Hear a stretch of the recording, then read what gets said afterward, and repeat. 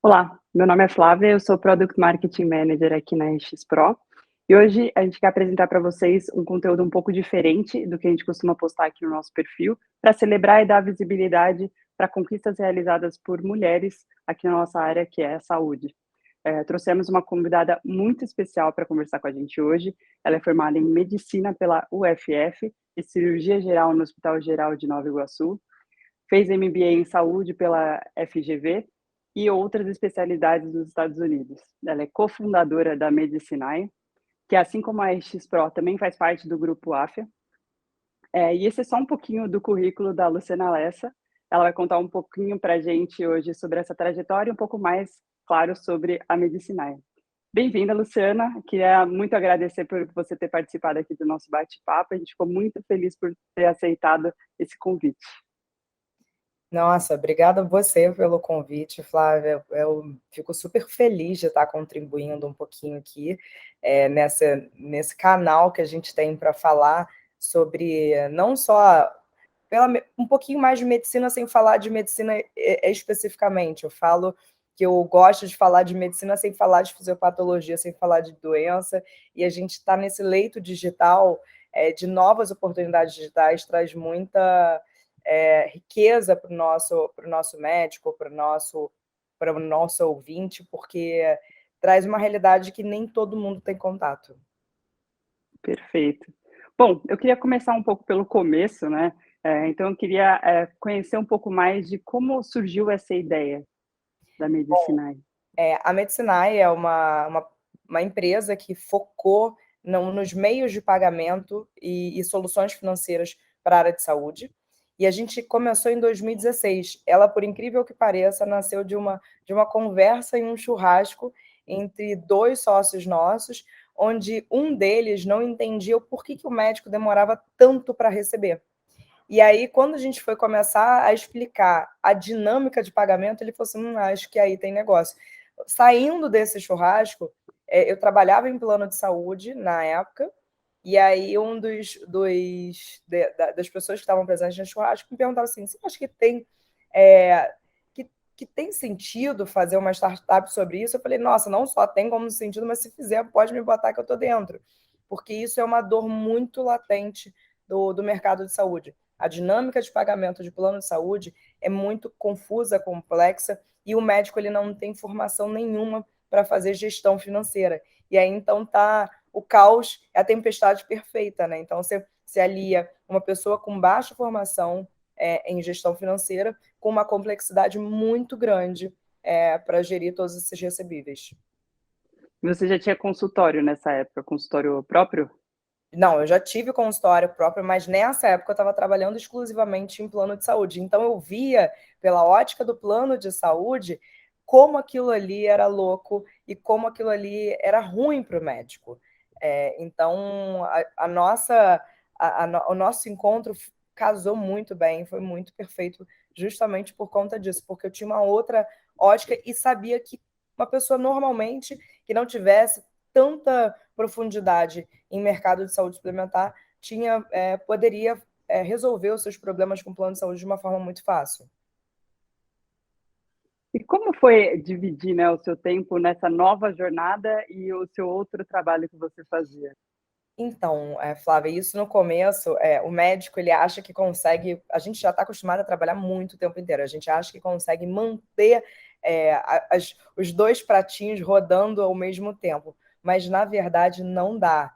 Chegou um momento da evolução da Medicinai que eu tive que optar por largar todas as outras. Eu tinha uma outra empresa de auditoria médica, eu já tinha saído desse plano de saúde, mas eu tive que optar por fechar essa outra empresa porque não tinha a menor condição de manter as duas coisas ao mesmo tempo.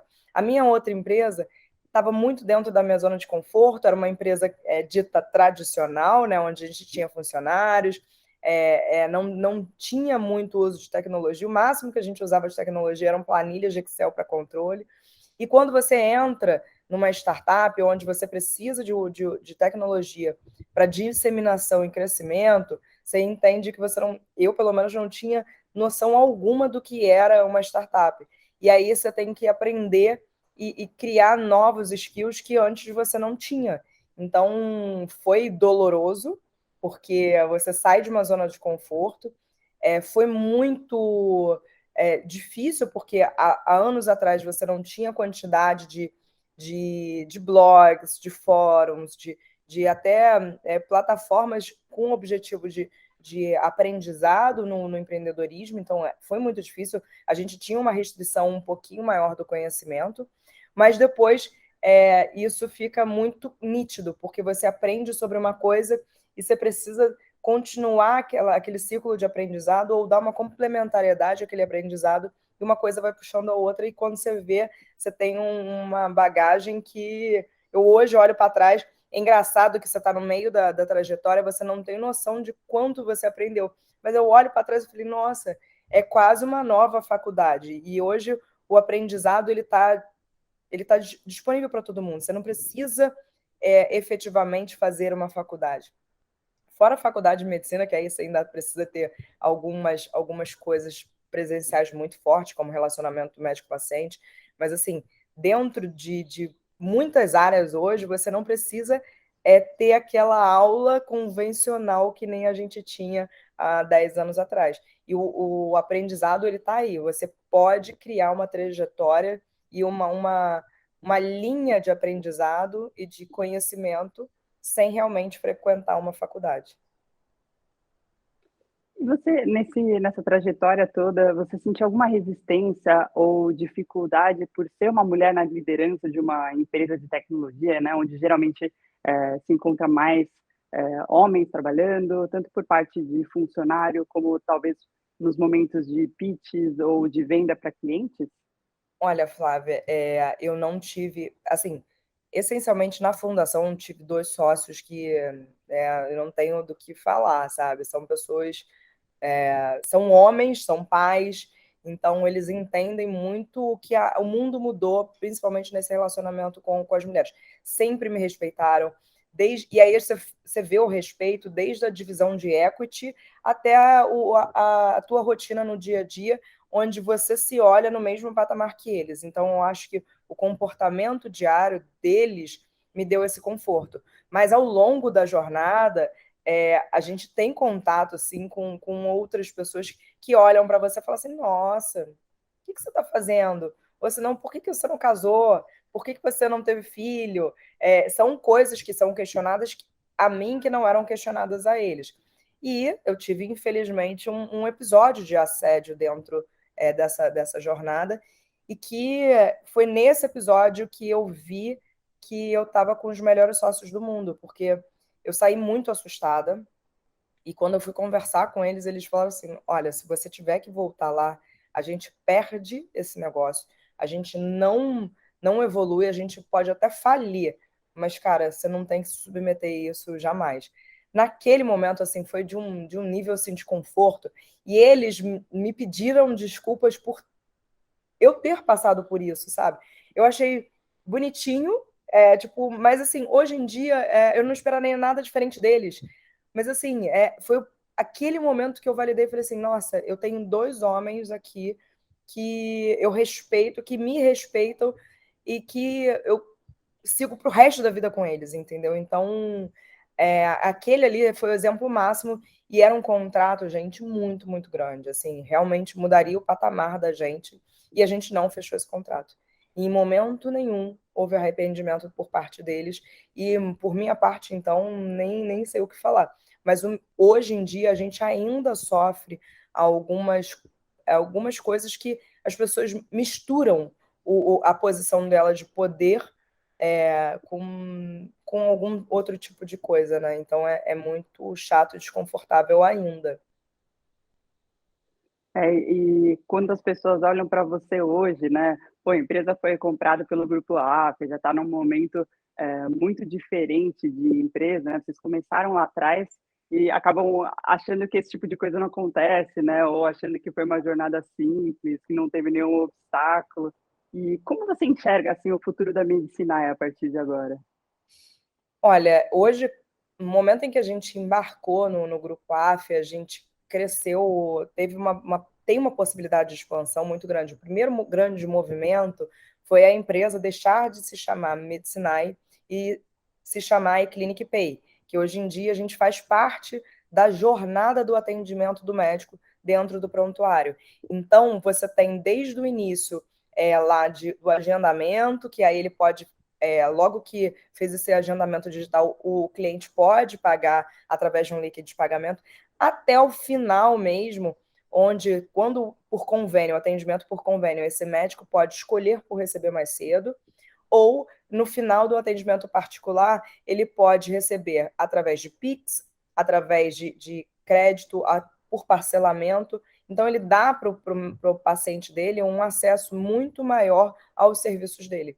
Então, a gente entendeu que essa complementariedade de serviços crescia não só a Medicinai, mas como a iClinic também. Então, hoje, a expectativa, a gente já estava em 23 estados. Então, hoje em dia, está no Brasil inteiro, literalmente, e passar de 2.000 clientes para o mundo, que é a AFE, com quase 180 mil médicos dentro da rede. Bacana. Como você enxerga a sua carreira na medicina, né? Você comentou que são vários pratinhos que você vai equilibrando ali. Como que você vê esse futuro? Então, hoje, eu acho que eu tenho alguns skills que poucos médicos têm, que é essa jornada do empreendedorismo, principalmente em startup, em tecnologia, te deixa num nicho confortável de você conseguir analisar a medicina de uma forma, de uma ótica que muito pouca gente tem. Então, hoje eu consigo fazer algumas análises de movimento de mercado que é muito difícil quem não passou por uma jornada como essa entender o que está acontecendo nos bastidores. A gente vive num momento de aglutinações muito grande na saúde, eu acho até que esse momento vai se agudizar, a gente vai ter ainda mais aglutinações, e como é que a tecnologia vai ser o grande diferencial de todo esse movimento. Então, hoje eu acho que eu tenho um skill de olhar para tecnologia e para produto como um médico não vê. Então, eu não só tenho o lado de gestão, que aí eu fui botando muito em prática dentro da gestão, do foco de gestão financeira, mas com esse olhar de inovação e tecnologia que hoje a minha trajetória com a Medicinai me permitiu ter. Então, acredito que, assim, são poucos os profissionais, acredito não, acabo sabendo que poucos profissionais dentro da medicina, eles têm essa trajetória, e fico feliz de poder imprimir um pouquinho das minhas crenças, dos meus valores nesse momento de transição que a gente está vivendo. Muito bacana. E bom, quando a gente está falando de uma data super especial, que é o Dia Internacional da Mulher, né? Eu queria saber o que que essa data representa para você. Olha, apesar de estar aqui, eu ser super tranquila, a minha trajetória, ela não foi tão tranquila quanto esse papo que a gente está tendo aqui, Flávia. Eu comecei, eu sou filha de militar, fui da segunda turma do Colégio Militar do Rio de Janeiro, então, quer dizer, eu já fui criada num ambiente onde eu era minoria, nós éramos 60 num universo de 3.500 alunos, homens. Então, a gente já foi moldada ali a achar algumas coisas que eram normais. E é engraçado que E aí, depois disso, saí, fui fazer faculdade. A minha faculdade ainda tinha, na época, ainda tinha mais homem do que mulher dentro da medicina. Fiz a Federal Fluminense, aqui no Rio. E aí, depois, fui para um outro ambiente também, que era extremamente masculino. Na minha turma de cirurgia geral, eu era a única mulher. E o round, onde a gente discutia os casos, era dentro do banheiro masculino. É engraçado que eu te contando isso, você fala assim, nossa, que absurdo. Tipo, algumas coisas que eram normais, hoje em dia eu olho para trás e falo assim, nossa, que absurdo foi aquilo ali. Mas a gente tinha um outro momento e que aquela percepção não era de absurdo. Era tipo assim, ok. E ainda era vendido pra gente, mulher, que se você tá aqui entre os homens é porque você é muito boa. Dava uma sensação de que, cara, não, eu sou muito boa porque eu estou fazendo uma coisa que ninguém está fazendo. As iguais a mim não estão fazendo. Mas eu fui abdicando de algumas coisas e fui entendendo que era falta de oportunidade para elas. As oportunidades que eu tive não eram iguais. Eu não concorria com com um nicho de mulheres. Eu concorria com um buraquinho que sobrava de um nicho masculino, sabe? Então, essa ficha ter caído mudou muito a minha percepção do que é ser mulher no mercado de trabalho, o que é ser mulher na área de saúde. E é interessante que hoje eu me preocupo mais com as meninas não terem que passar o que eu passei. Mas, assim, essa ficha só caiu depois de um certo tempo que eu realizei que eu passei durante muito tempo muitas atrocidades, sabe? E essa história que eu te contei do assédio foi uma história que mudou literalmente a minha percepção. Porque talvez em outros momentos eu não tivesse o apoio que eu tive dos meus sócios. Tipo assim, não, a gente não vai crescer a essa custa, sabe? Então, meninas que estão ao meu lado. Dentro da Medicinai, durante muito tempo, a gente teve um time de meninas muito equilibrado. A gente sempre teve um time muito diverso, não só de mulheres. Então, eram negros, galera LGBT, QIA+, os héteros, porque hoje em dia você tem que ter uma diversidade, uma complementariedade para você ter óticas distintas sobre o teu produto, e isso faz a tua empresa crescer muito, porque às vezes a forma de comunicação que a gente sempre teve, que era o formal e o usual para talvez um atendimento médico, ela mudou. E eu não percebi, mas as pessoas que estavam ao meu redor percebiam. Então, o que a gente ganha com a diversidade? A minha empresa evolui junto. Então, é muito importante a gente olhar não só para a mulher, como para qualquer outra pessoa que esteja em minoria, e a gente entender que eu tenho que dar oportunidades iguais.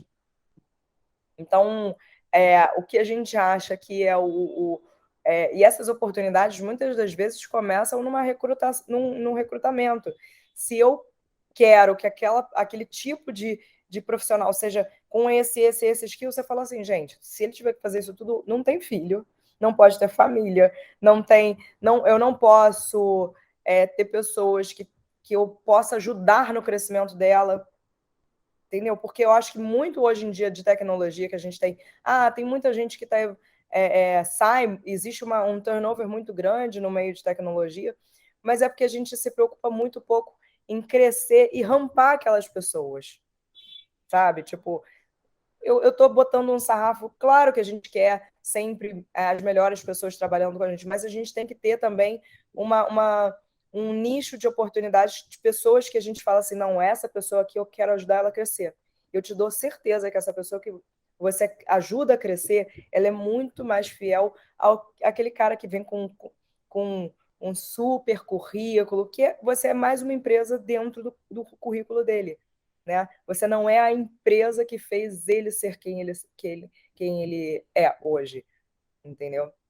Então, eu acho que a diversidade, a gente tem que olhar isso de uma forma muito plural, não só para mulheres, com certeza, entender que o mundo hoje é metade feminino, né? Mas olhar a diversidade de uma forma mais ampla até.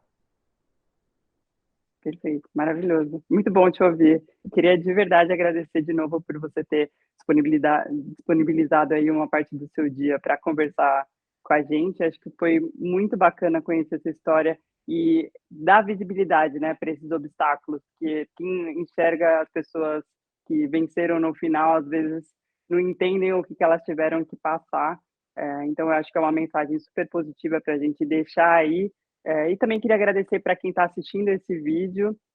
Comenta o que vocês acharam, compartilhem esse vídeo para levar essa história que é super inspiradora para outras mulheres, né? Então, queria agradecer novamente e até mais.